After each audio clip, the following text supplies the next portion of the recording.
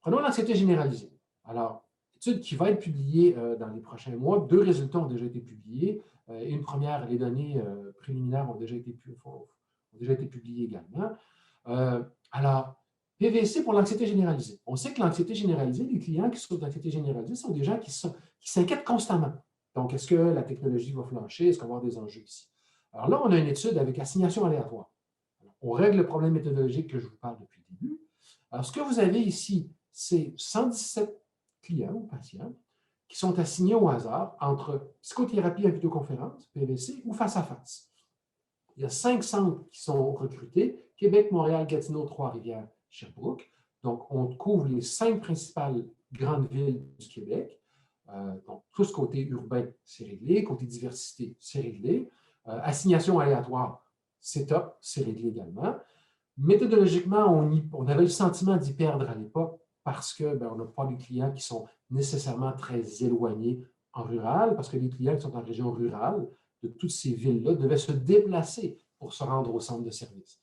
Alors, le client qui reste à 2 heures de Montréal, Québec, Trois-Rivières, devait se déplacer à la clinique où étaient offerts les services. Ce qui ne correspond pas à la réalité de la psychothérapie qu'on peut utiliser sur les plateformes à distance. On y reviendra tantôt.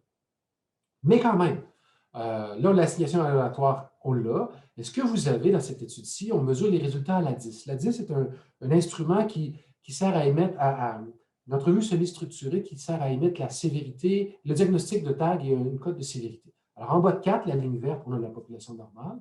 En haut de 4, on a la population clinique. Ce que vous avez, c'est du pré au poste, une réduction qui est significative du pré au poste, avec un maintien des gains à la relance 6 mois et 12 mois.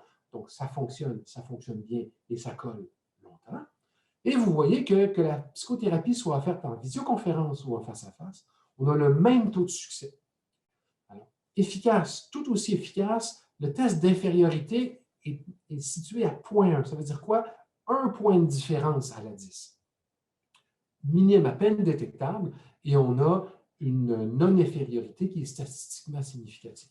Essentiellement, on est en position extrêmement confortable pour conclure qu'on a le même taux de succès. Alors, ça, c'est très bien. Vous voyez les détails statistiques ici, je ne veux pas entrer là-dedans.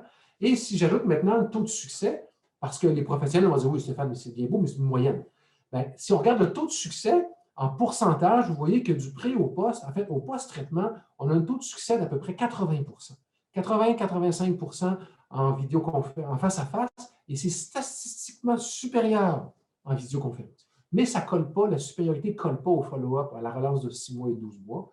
Essentiellement, ce que je suis en train de vous dire, c'est que ça fonctionne très bien. S'il y avait une différence, elle serait en faveur de la PVC, mais ce n'est pas une différence qui perdure dans le temps. Donc, disons que c'est tout aussi efficace, avec des taux de succès de 85 à 90 en vidéoconférence ou en face-à-face. Donc, on est très confortable pour dire que, en tout cas, la PVC pour le TAG, quand c'est une thérapie cognitive comportementale, ça fonctionne clairement aussi bien qu'en face-à-face.